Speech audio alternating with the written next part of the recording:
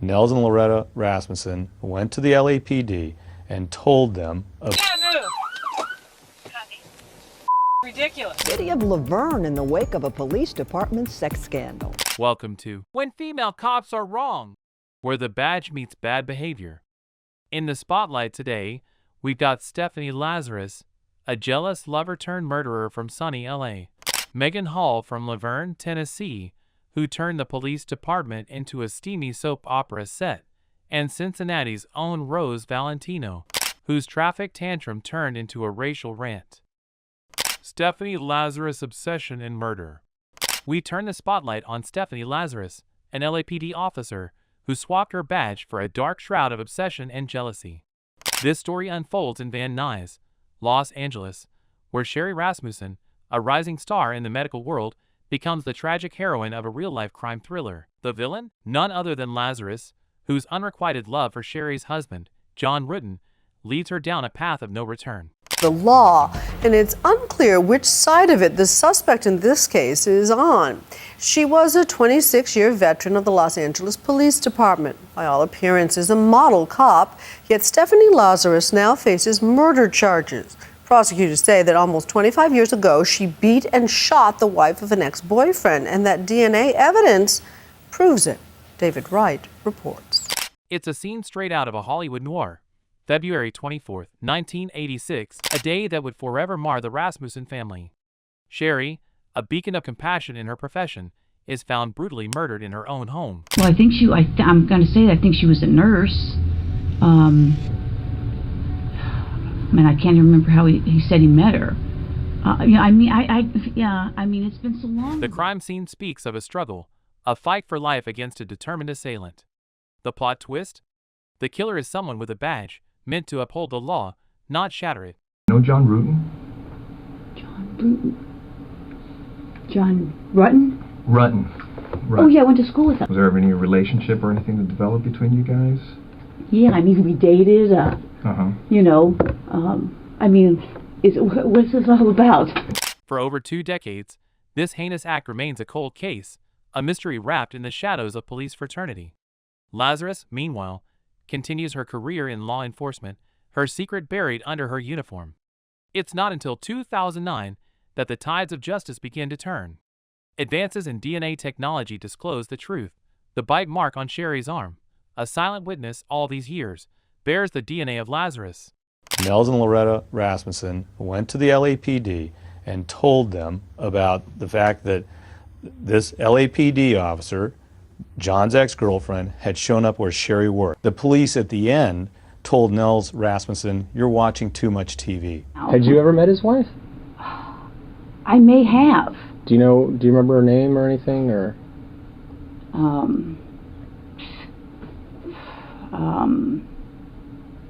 Or what she did for a living, or where she worked, or anything about her? Well, I think I'm going to say that I think she was a nurse. The arrest of Lazarus sends shockwaves through the LAPD. It's a story of love turned lethal, a narrative of how passion can twist into something sinister. I mean, you guys talked, but it wasn't, from what you recall, confrontational? I don't think so. From either side? I mean, I'm trying to, turn my memory back, and I can't even picture the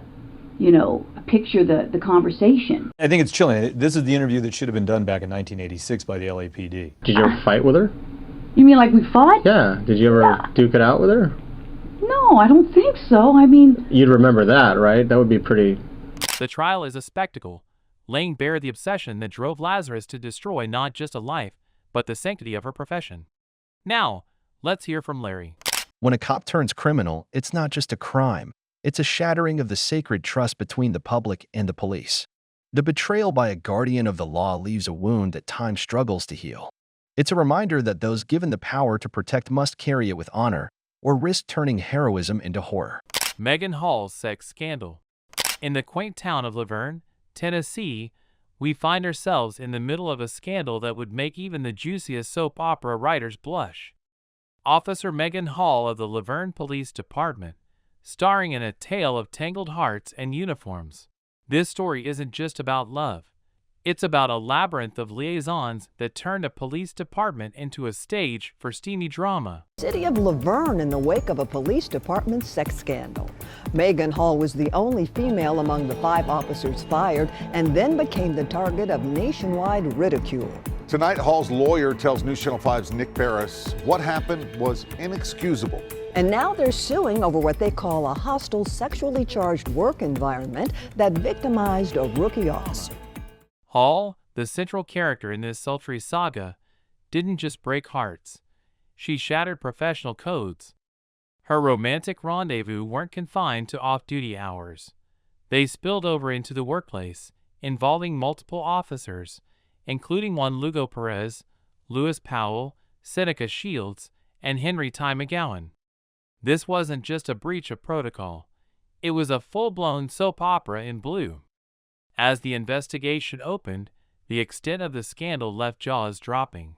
These predators, starting from day one, worked to break down her psychological barriers and convince her to engage in sexual activity that she didn't want to.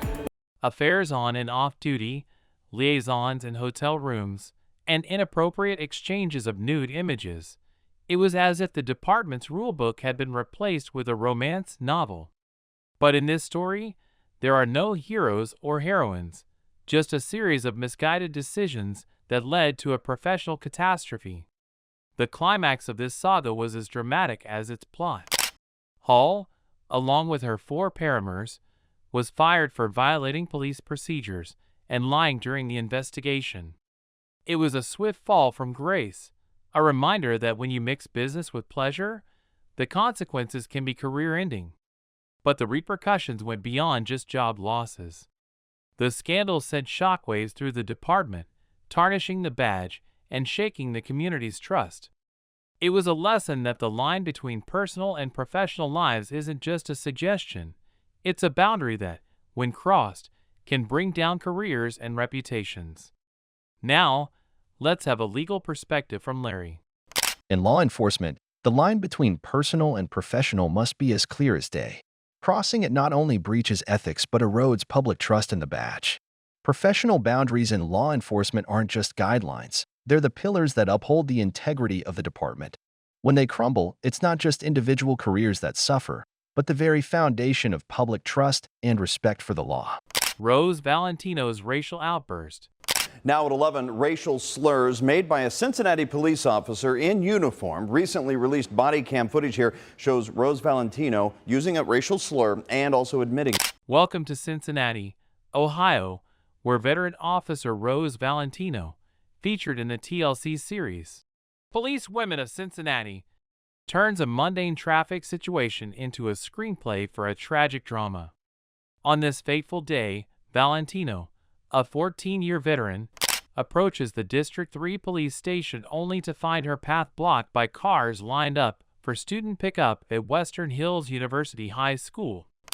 A Cincinnati police officer was alone in her patrol car, in uniform, on duty in April. A black high schooler apparently flipped her off, and that's when a racial slur she thought she uttered to herself in private was caught on body cam, sparking public outrage and calls for accountability. It's our Newsy Tonight focus. Jake Ryle has the story. The scene is set. Valentino, in her marked cruiser, switches on her lights and siren, expecting the cars to scatter like leaves in the wind. But to her dismay, they remain steadfast as oaks. Frustration bubbles, and Valentino rolls down her window, her voice tinged with irritation, urging drivers to move. But then, the plot thickens. A black male student, passing by, nonchalantly flips her the bird. Can't move! Ridiculous. Is she gonna just sit there? In a twist that no scriptwriter could have predicted, Valentino's frustration boils over into an unforgivable racial outburst. Her body camera, an unblinking witness, captures her uttering the N-word, a slur that echoes not just in the streets, but through the halls of the police department and the community she swore to serve. Oh, I hate him so much. God, I hate this world. I hate it.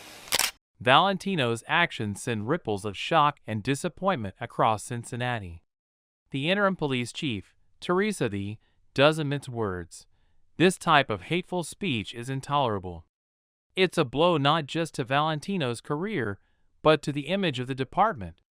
Within the blink of an eye, Valentino is stripped of her badge, her years of service crumbling under the weight of a single, heated moment.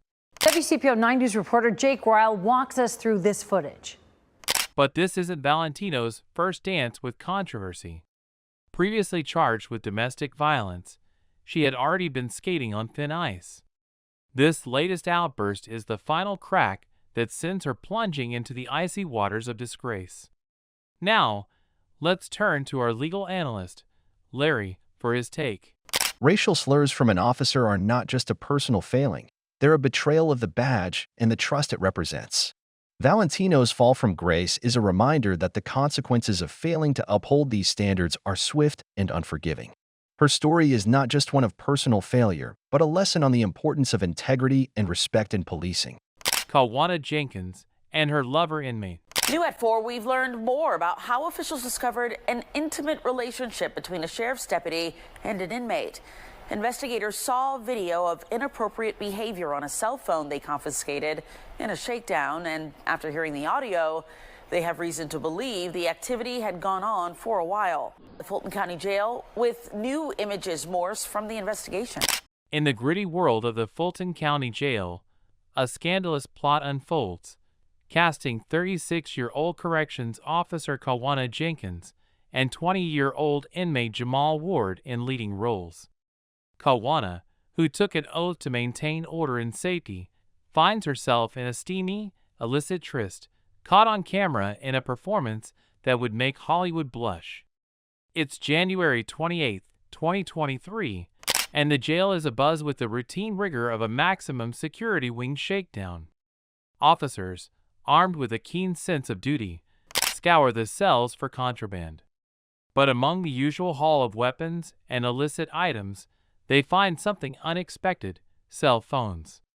And not just any phones, but ones holding secrets that would disclose the very fabric of their institution. In a scene straight out of a prison drama, the officers stumble upon a video starring one of their own. Kawana Jenkins, instead of upholding her duties, is seen in a compromising position with Jamal Ward. Jamal, awaiting murder trial and saddled with 6 other charges, plays the co-star in this forbidden romance. The video, more fitting for a late-night cable show than a corrections facility, shows Kawana in a chair, performing acts that are as inappropriate as they are shocking. An unidentified inmate films the encounter, capturing a moment of simulated intimacy that blurs the lines between jailer and jailed. The revelation sends shockwaves through the Fulton County Jail. Kawana, once a guardian of the law, is swiftly fired and arrested, her career in law enforcement crumbling under the weight of her indiscretions.